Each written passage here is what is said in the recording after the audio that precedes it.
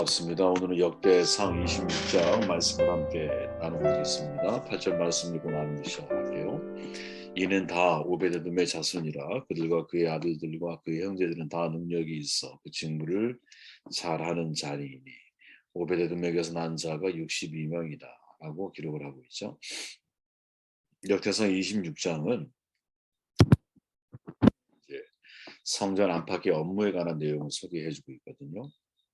세 가지 내용으로 구성이 되어 있어요. 읽어보면 1절부터 19절까지는 성전 문을 지키는 문지기에 관한 내용, 20절부터 28절까지는 성전 곳간, 그리고 또 성물 곳간을 맡은 곳간지기에 관한 내용이 소개되고 있고, 그리고 29절부터 마지막 절까지는 관원과 재판관에 관한 내용이 있습니다. 관원과 재판관은 성전 밖에서 업무를 보는 사람이죠. 예를 들어 법에 관련된 거, 행정에 관련된 거, 치안에 관련된 거 이런 모든 일들을 관원과 재판관이 밖에서 그 일을 감당했는데 그들이 레이지파로 구성이 되어 있다 이런 말이죠. 이것이 과연 우리에게 전하는 교훈이 뭘까? 저 개인적으로는 되게 이제 많은 생각을 하게 만들었던 그런 내용들이었고, 여러분들이 우린 그런 존재잖아요. 교회와 세상의 경계선상에 서 있거든요. 우리는 우리가 하나님께 두고 있지만 살아내야 할 장소는 세상인 거죠. 과연 그리스도인이 어떻게 이제 이 사회를 참여하면서 이 사회에서 하나님이 원하는 뜻을 이루어갈 수 있을까? 이런 질문을 가지고 말씀을 묵상하다 보면 이 세 가지 기준이 우리에게 있는 되게 중요한 기준이구나 하는 것을 발견하게 됩니다. 8절 말씀은 오베데돔에 관한 말씀이죠. 오베데돔이 성전 문지기가 되었다 이런 말입니다. 일에 맞는 능력을 구하라는 거죠. 당시의 성전 문지기들을 지금으로 쉽게 좀 표현해 보면 경비 임무를 맡고 있는 사람이죠. 성전 통로를 지키고 문을 여닫고 또 예배를 위해 성소에 끌어오는 사람들을 이제 통제하거나 안내하는 일을 맡고 이방인들이나 부정한 사람들이 성소에 들어와서 더럽히지 못하도록 하고 또 성전에 여러 가지 기물들이 있을 거 아니에요. 그 기물들이 분실하지 않도록 지키는 임무. 쉽게 말하면 이 모든 것들은 일종의 경비대라고 우리가 생각하면 되죠. 그런데 여기에 등장하는 인물이 예사롭지가 않다는 거예요. 고라라는 사람과 오베데돔이라는 사람이 그의 후손들이 이제 대대로 이제 문지기 역할을 감당하는데 고라 하면 떠오르는 사람이 있죠, 여러분. 아론에게 반항을 해서 왜 우리가 성막에서만 봉사해야 하느냐, 우리도 제사장이 되게 하라라고 반란을 일으켰던. 그래서 이제 여러 사람이 죽었죠. 몰살 당할 뻔했던 바로 그 가문입니다. 그런데 다윗은 이 사람들을 성전 문지기로 지금 세우고 있는 거죠. 또 오베데돔이 어떤 사람이냐면 원래 오베데돔 우리가 잘 기억하지만 베레스 우사 사건에서 3개월 동안 자기 집에 언약궤를 모셨다가 하나님의 복을 받았던 바로 그 가문이 오베데돔이죠. 근데 원래 오벳에돔이라고 하는 말은 에돔 신의 예배자 혹은 에돔의 아들 이런 뜻을 가지고 있거든요. 쉽게 말하면 그들은 에돔 신을 섬겨야 했고 또 블레셋 가드에 살았기 때문에 블레셋 신을 섬겨야 했었을 거라는 거죠. 그럼에도 불구하고 그 사람은 여호와 신앙을 가진 사람이었던 것 같고 하나님은 그의 가문을 이제 마치 레이지파 성전 문지기 가문으로 그를 바꿔주시는 거예요. 그죠? 13절에 보니까 강문을 지키기 위하여 그의 조상의 가문을 따라 대소를 막론하고 다 제비를 뽑혔으니 성전 문지기를 선반한 기준에 관한 내용인데 큰 가문 작은 가문 가리지 않고 이게 항상 하나님의 방식이라고 그랬죠. 제비 뽑기를 통해서 그 일을 맡기죠. 외적인 조건 전혀 영향을 받지 않는 공평하신 하나님의 방식이에요. 그의 스펙이나 또 그의 커리어가 중요하지 않아요. 하나님 모든 것들 하늘에서 보면 다 매니까 다 낮은 평균인 거야. 아무리 높은 산도 하늘에서 보면 하나님이 보실 때. 그러니까 공평이라는 방식을 통해서 하나님이 일꾼들을 세우시죠. 그런데 6절부터 9절까지의 이 문지기를 세우는 과정 내용을 보면 성전 문지기로 선발된 사람들을 묘사한 표현들 중에서 반복되는 내용이 있거든요. 6절에 보니까 용사, 7절에 능력 있는, 8절에 능력, 잘하는, 또 9절에 능력 있는 이런 내용이 반복이 돼요. 표면적 부분에서만 초점을 우리가 맞추게 되면 하나님께 능력 있는 사람들을 쓰시는 것처럼 마치 보여지죠. 그러나 이 능력 있는에 해당하는 히브리 하엘이라고 하는 말은 주로 육체적인 힘, 강함을 의미하거든요. 그렇게 이거를 다른 각도에서 우리가 이해를 해보면 하나님께서 성전 문지기를 세우실 때 그 직무를 잘 감당할 수 있는 힘을 갖춘 사람들을 선택해서 세웠다라는 거죠. 그들이 고라의 후손들이고 그들이 바로 오베데돔의 후손들이었다라는 거죠. 저는 이 사실을 우리가 또 중요하게 묵상을 해야 한다라고 저는 생각을 해요. 필립 브룩스 목사님의 그런 말이 있잖아요. 능력에 맞는 일을 구하지 말고 일에 맞는 능력을 구하라. 저는 이게 그리스도인의 삶의 모습이어야 한다고 보거든요. 내 능력이 있어봐야 얼마나 있겠습니까?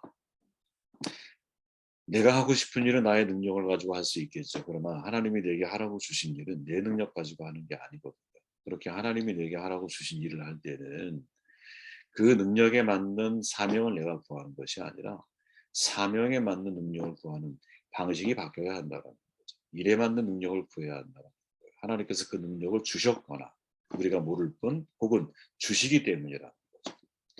모세가 시내산에서 40일 동안 하나님 말씀을 듣잖아요. 십계명 성막에 관한 이야기를 들어요. 그때 아마 혼자 생각할 때 이거 도대체 누구와 함께 해야 되는 거지? 어떻게 성막을 만들어야 되지?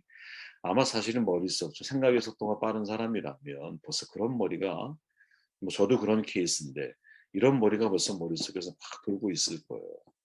근데 신기한 건 하나님이 이 일을 감당할 수 있는 사람이 이미 예비해 놓으셨죠. 바로 지혜로 무장시킨 부살렐과 오홀리아, 재주가 탁월한 사람들이었죠. 이게 하나님이 일하는 방식이라는 거죠.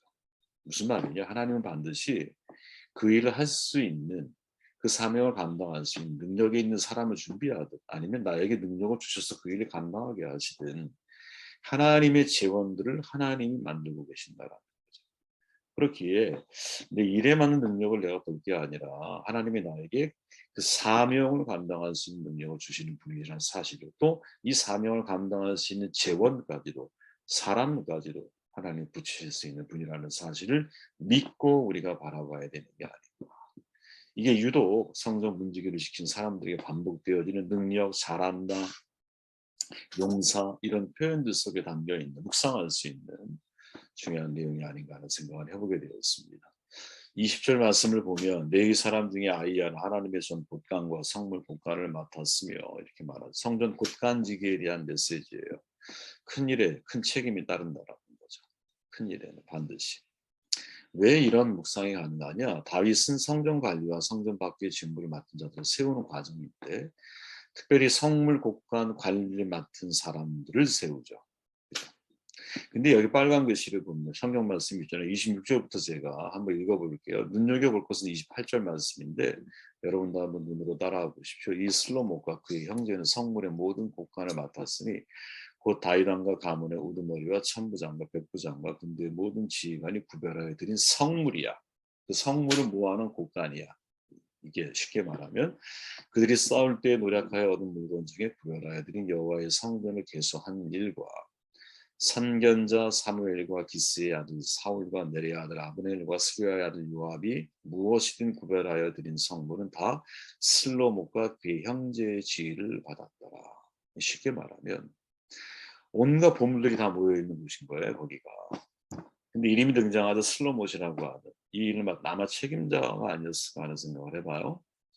당시에 다윗이 가져온 전리품 성전 곳간에 드리고 보관하고 출납하는 모든 일들을 다 이 사람들이 맡았다라는 거예요. 눈여겨봐야 할 게 뭐냐. 28절 후반절이죠. 슬로모가 그의 형제의 지위를 받았다. 이게 참 중요한 구절입니다. 이게.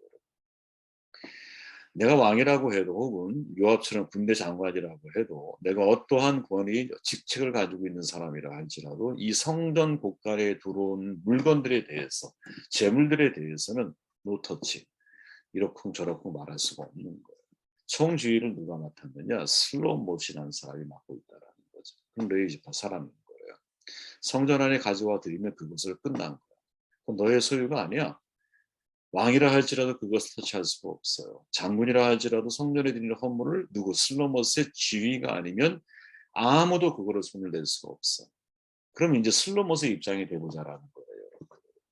사실은 엄청난 고난이죠. 만약 개인적인 사심이 있거나 욕망이 있는 사람이라면 얼마든지 뒤로 부르축적할 수 있었을 거야. 그죠? 우리는 그런 사실은 뭐 뇌물은 아니라 할지라도 사람이 견물생심이라고 내가 맡을 수 있는 엄청난 예를 들어 곳간에 창고지기를 내가 맡고 있다고 생각을 해보세요. 이 일을 맡고 있는 사람은 둘 중에 하나야. 완벽하게 하나님 앞에 양심적으로 살아가지 않는 한 끊임없이 욕망에 시달릴 수 있다라는 거죠. 여기서 얻을 수 있는 교훈이 뭐예요? 큰 힘을 자신이 소유한 거거든요. 왜? 왕도 터치를 못하니까. 큰 힘에는 큰 책임이 따르는 거죠. 많이 들어봤던 말일 거예요, 여러분. 윈스턴 처칠이 사용한 말이죠. 처칠이. 영화 스파이더맨에서도 피터 파커라고 하는 주인공이 능력이 생기잖아. 힘 자랑하고 막 다녀. 큰아버지가 걱정을 하죠. 피터에게 당부를 하죠. 대사 가운데 이런 말이 나와요. 피터야, 이제 성인이 됐는데 지금 변화가 내 평생을 규정하는 거야. 너 기억해야 된다. 큰 힘에는 큰 책임이 따른다라는 것을 이렇게 말하거든요. 저는 이 말에 진짜 100% 공감해요. 큰 힘에는 큰 책임이 따른다. 스노보스의 입장이 되어보세요. 매 순간 자기 욕망과 싸워야 하지 않았을까요? 무지적인 이 욕망에 대해서 노출되어 있는 자리에 있고요. 성전의 곳간, 성물 곳간을 맡은 일, 엄청난 책임이 따르는 일이죠. 왕도 터치를 못한 지위를 받아야 되는 겁니다. 내가 그의 책임자니까. 재정을 맡길 수 있는 사람이라면 믿을 만한 사람이어야 되는 거지. 말 그대로 슬로못은 믿을 만한 사람이 되어야 하는 것이죠. 큰 힘을 가졌는데 큰 책임이 동반되지 않은 큰 실수를 저지르죠. 여러분, 저는 어떤 신학자의 말처럼 다윗과 바세바의 관계를, 사실은 다윗이 왕이라고 하는 후광을 가지고 바세바를 대하니까 바세바 어떻게 보면 여자를 강간한 거거든요. 이게 통정이라고 사람들은 자꾸 이해하는 경향이 있지만 바세바의 변론이 하나도 나오지를 않아. 바세바의 변론.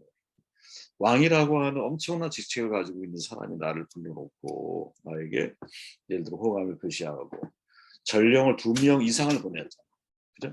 그러니까 처음에 보냈을 때 안 왔다라는 거지. 이제 2명 이상을 보냈잖아요. 복수로 되어 있잖아.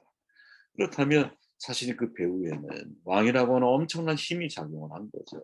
그 힘 앞에 여러분, 세상에 이렇게 쉽게 그것을 물리치고 고역한 사람이 어디, 더군다나 자기 남편의 상관인데, 어떻게 보면 바세바의 입장에서는 절대 권력을 가지고 있는 사람인데 쉬운 일이 아니고, 그렇게 그 책임은 누구에게? 다윗에게 고스란히 하나님 묻게 하시는 거예요. 저는 큰 힘에는 큰 책임이 따른다라는 것, 이걸 우리가 잊지 않고 살아야 된다. 리더가 되어갈수록 거기에 맞는 책임 의식을 가지고 우리가 인생을 살아야 된다 생각을 해봅니다. 32절 말씀을 읽고 정돈할게요. 그의 형제 중 2,700명이 다 용사여 가문의 우두머리다. 다윗 왕이 그들로 루벤과 갓과 므낫세 반지파를 추가하여 하나님의 모든 일과 왕의 일을 다스리게 하였다. 어제 제가 나눴던 말씀이죠. 이제 말씀을 기준으로 사회를 섬겨야 한다라는 거예요. 앞서 언급된 제성, 찬양대, 문지기, 지금 곡간지기, 성전 내부에서의 직무였습니다. 그죠? 그런데 다윗 왕은 성전 밖의 직무를 수행할 관원들과 재판관을 레위 지파 가운데서 따로 세우는 거죠.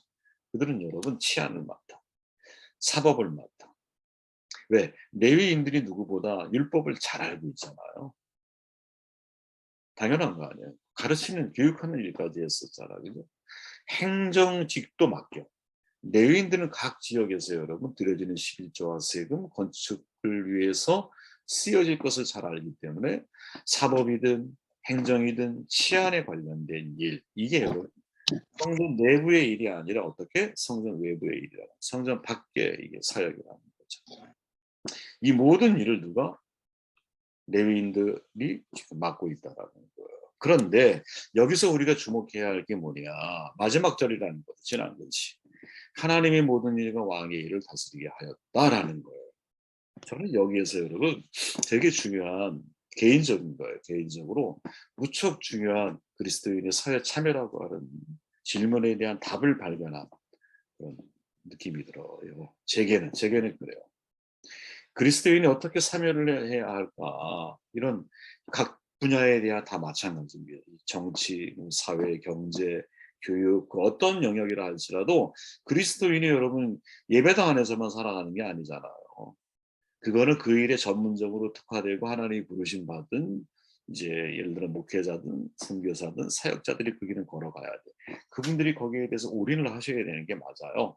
그런데 보통 그리스도인들은 다 교회와 사회 경계선에서 뿌리는 교회이지만 내 삶의 터전은 사회에서 인생을 살아가잖아요. 그때 우리는 어떻게 사회생활을 하고 사회 참여를 해야 할까?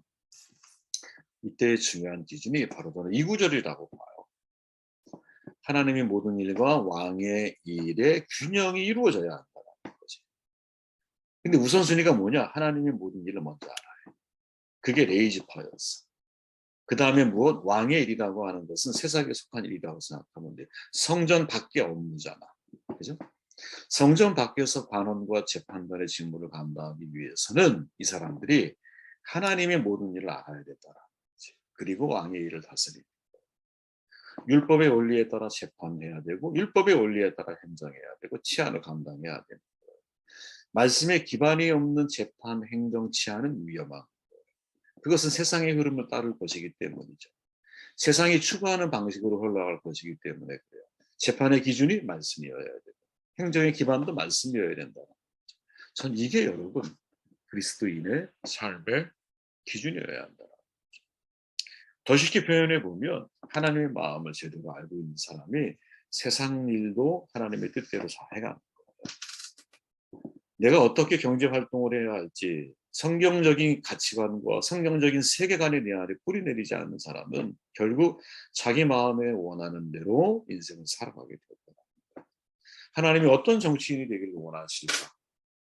예를 들어서 여러분, 저는 100% 다니엘 같은 사람이 되기를 원하시겠죠. 다니엘은 여러분 왕이 바뀌어도 다니엘의 직책은 안 바뀌잖아요. 엄청난 일이거든요. 그거는. 왜 그랬을까? 다니엘은 여러분 하나님 중심의 가치관을 가지고선 정치를 합니다. 한결같은 신앙이냐. 또 충성스러운 책임감도 있어. 거기에 능력 있는 성실감까지 갖춘 사람이에요. 어떤 사람이 그 사람을 싫어하겠어. 주변에 비슷한 동료 정치인들은 시기하듯 당연히. 그런데 왕은 총애를 하는 거야. 이게 그리스도인의 사회 참여 방식이 되어야 한다라고 저는 보는 거죠. 여러분이 하시는 일이 어떤 교육적인 일입니까? 아니면 사회 그냥 경제 활동을 하고 계십니까? 아니면 내가 정치의 일 혹은 사업을 하고 계십니까? 어떤 일이든 그 일에 대한 하나님의 말씀에 뿌리를 두고 그 다음에 내가 사회에서 하나님의 모든 일을 잘 하는 사람이 세상의 일을 잘 다스릴 수 있다라고 하는 것이 우리의 마음속에 뭐라 할까요? 뿌리 내리고 있어야 되는 것이 아니겠나 이런 생각을 해보게 되었습니다. 이 세 가지가 여러분 레위지파에게 다윗이 이제 새롭게 조직을 개편하면서 정돈한 내용이었던 거예요. 이게 오늘날 그리스도인들이 살아내야 할 삶의 모습이 아니겠나 생각을 해보게 되었습니다. 말씀 듣고 기도하시고